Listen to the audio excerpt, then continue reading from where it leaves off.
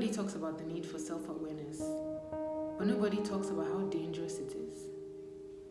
The journey to self-awareness is dangerous because the deeper you go, the harder it is to ignore the things you find. As you get to know yourself better, you find out that some people don't belong in your ideal life, and some opportunities that other people would kill for begin to make you feel uneasy. Basically, self-awareness affects everything. It affects your career, your romantic relationships, and even how much family drama you are willing to tolerate. My journey to self-awareness was sparked by what I thought was bad luck at the time. I was a good student and I was supposed to go to law school immediately after graduation. But due to some strange happenings in my faculty, I had to stay home for 1 year. I didn't find it funny at the time, but eventually I decided to make the best of a bad situation. So, I studied photography and I started a blog to explore my creative side.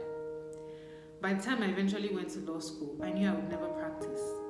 Everything about the profession felt so stuffy. The language, the rules, the uniform. I knew that it would make me one of those people who hated my job. You know those people, the ones who scream, thank God it's Friday, and are miserable when it's Monday. I knew I would never be one of those people, and I made that decision then and there that I didn't want to do that with my life. It seemed like an easy enough decision, but there are so many people, too many people working jobs they hate because of what people will say. The more self-aware you become, the less you care what people think. They will call you crazy, they will call you proud, they'll call you irrational. You'll be misunderstood. But truly self-aware people don't fit in because they have found their unique spot in the universe and they're determined to work it. You need to take drastic measures sometimes. You need to stand up for your values in ways that other people see as too risky. You will refuse good jobs. You will break up with good people. You will lose good friends. Because what's good for others might not always be good for you. But to be honest, it's the best way to live. It's truly liberating to live life according to your own unique blueprint and do things your own way. Like I said, self-awareness is dangerous, but it has amazing benefits.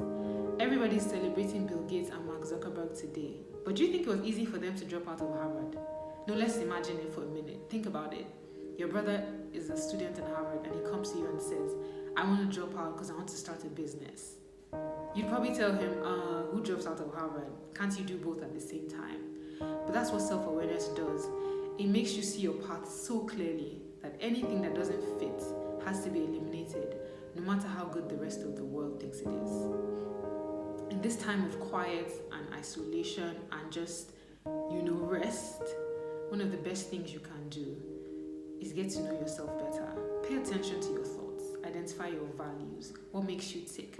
What's your why? What do you love to do? How can you align that with your career?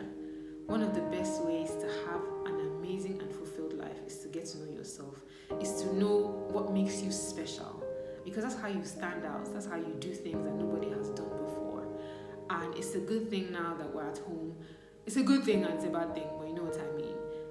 Take this time. If there's nothing else that you take out of this time, let it be that you've gone deeper into yourself, listen to yourself, and you know yourself better now. You know who needs to be in your life, who needs to not be in your life. You know if the job you are working now is the right job or if you need to find another job. I'm not saying jump off the wagon immediately, but define your life, and you do that by becoming